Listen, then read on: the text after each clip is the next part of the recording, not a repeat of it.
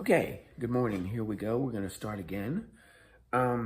Today, we're going to be going to Psalms 22. And Psalms 22 is an interesting one because we've seen in the past Psalms the success of the king, and it's kingly, and it's exalted, and it's lifted up. A prayer to the king in 20, you know, about how a king's strength is in the Lord. And now we're going into one where, my God, why have you forsaken me? You get the idea that very often the psalmist was up and down, and that's how we all are. One day we're up, one day we're down. And on a down day, you can grab a hold of like 22 and feel the emotions. And it leads you from your downtime to an uptime. He talks with, my God, why have thou forsaken me? Why art thou far off from helping me?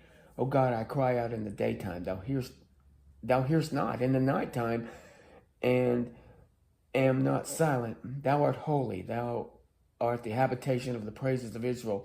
Our fathers trusted in thee. They trusted, and thou deliverest them.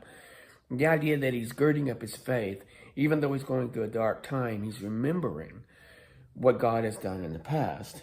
And he talks about himself here, and he talks about that his enemies are saying he trusted in the Lord. And that he would deliver him, let him deliver him, seeing he delighted in him. This part of the psalm is almost messianic because we see that was part of the jibe that they gave Christ. You know, when he was on the cross, they were like, hey, if God's on his side, let's see him do something. Let's see him bring him down.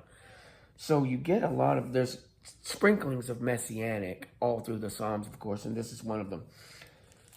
And so he doesn't lift himself up. He calls out to God, I will cast upon thee. Thou art my God from my mother's belly, not far from me, for trouble is near, but there is none to help. Many bulls have encompassed me, the bulls of Bashan. He talks about him like the men around him are like ravenous lions, and he's surrounded by all of these enemies. My strength is dried up like a potsherd, and my tongue cleaveth to my jaw. The dogs have encompassed me. The assembly of the wicked have enclosed me. Their hands pierced my hands and feet. Again, messianic. I may tell all my bones. They took and snare me. They parted my garments among them and cast lots for my vestiges. Again, that one is very, very strongly related to the crucifixion. So 22 has deep emotions. It also has strong messianic overtones. Save me from the lion's mouth is what he calls out. And then 22 to 31, I will declare the name of the Lord unto my brethren. In the midst of the congregation I will praise thee. Ye that fear the Lord, praise him. All ye, the seed of Jacob, glorify him.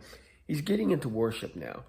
And that's the point of this psalm, is when you go into this dark despair, the best thing to do is to begin your mode of worship. Start looking past the problem. Look to the one who can bring solution. For the kingdom is the Lord's, and he is the governor among the nations. You have to remember that he is not just the governor of your soul, he's the governor of the nations around you. And we think sometimes these nations are doing their own things. He is the governor. He is the ruler of nations. They can only go so far.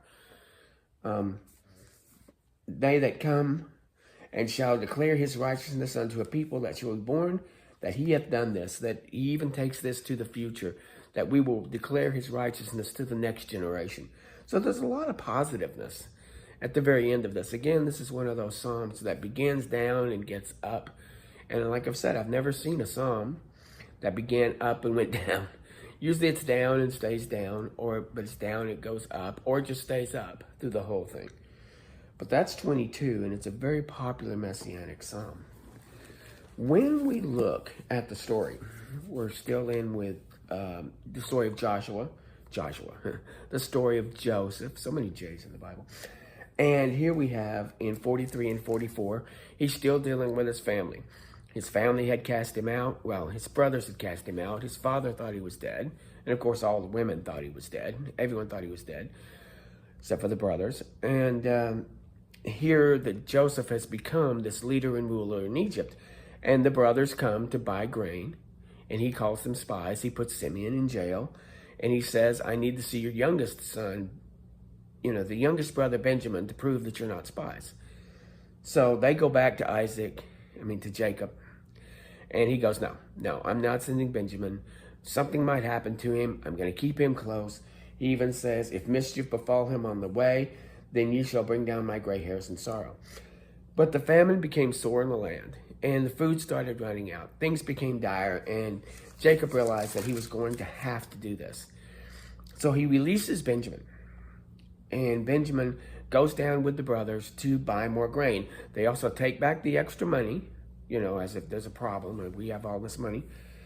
And they come down a second time, and they speak with Joseph, and Joseph has them brought in, and he takes care of them. He sets them up.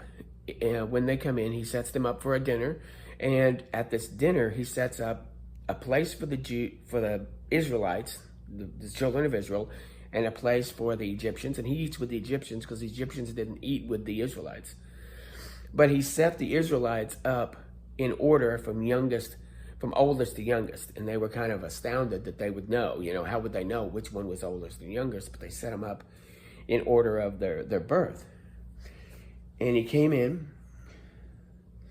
and Joseph made haste. And Joseph saw his brothers in a deep yearning for his brothers, and he wanted to reveal himself, but he went off and he made haste. He yearned for his brothers. He's entered into his chamber, and he wept. He had so much deep emotion and passion for his brothers that he wept there. But when he came back, he pulled himself together, and he ate with the Egyptians, and they ate. It's interesting that they started giving portions, and it says that the firstborn, they set them the firstborn according to his birthright, and the youngest according to his youth, and they marveled. And he took and sent unto them, but Joseph's food was 5 times as much, and they were merry, and they drank. So he gave Benjamin 5 times as much as the other brothers. And again, we see that he comes in, and they release Simeon back to them, and everything seems to be at peace. Okay, we're all getting along fine. Then 44 happens, and we got a problem. He sends them away, but this time he puts the money back into the sack. Well, the first time he says that God must have given you that money. Your God has been well to you. I have your money. That must have been money that God has given to you. So they didn't have a problem there. But the second time they put money back in the sack, and they took a silver cup that Joseph used, supposedly for divination, and they put it inside of Benjamin's bag. So the boys get down the road a piece, and the Egypts come after them, saying, oh, why do you deal with us so evilly when we've done nothing but good to you? There's a little put back, because they're talking about how there's a missing cup. And it says, God forbid that I should do this, but in the man in whom the cup is found, he shall be a servant as to you, and get you in peace unto your father. So the idea is that whoever has the cup will become a servant and have to stay in Egypt. You see, this is becoming a problem. So they go through, and they find out that it's in the youngest brother's satchel. And Benjamin is in trouble. Now the brothers are in trouble.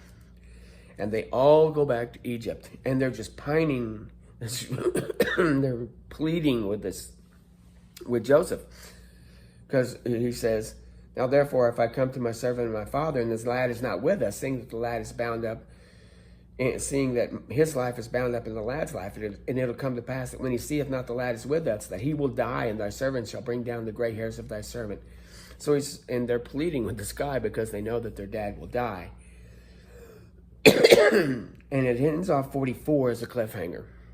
44 ends with them saying, for how shall I go up to my father, and the lad not with me? Let peradventure I see the evil that shall come upon my father. So again, if I were to stop here, cliffhanger, but I'll give you a little bit of 45. As if finally Joseph couldn't restrain himself anymore, and he cried out, and he caused every man to leave the room, and there was no other man before him. And Joseph made himself known to his brothers, and he wept aloud, and the Egyptians and the house of Pharaoh heard it. So he comes and does this great big reveal. Guys, I'm Joseph. I'm your brother. I love this part of the story. He builds it up. He's just pushing just to see if the brothers have been repentant, and to find out that they have, and now he reveals himself. Stopping at 45. Tomorrow will be 45 and 46. But this is a beautiful story, and it's interesting that in all of Genesis, with all the dozens of stories and hundreds of lives that have gone on, thousands of lives, and different stories. This is one of the biggest, has the most detail. When you read it, you can see a lot. There's some messianic in here, but also it's just a wonderful story of how God is working to create the Israelites, to create them into the people, to take care of them in this time of famine, and to see them through. And it's a very good story. Anyway, have a nice day. Bye.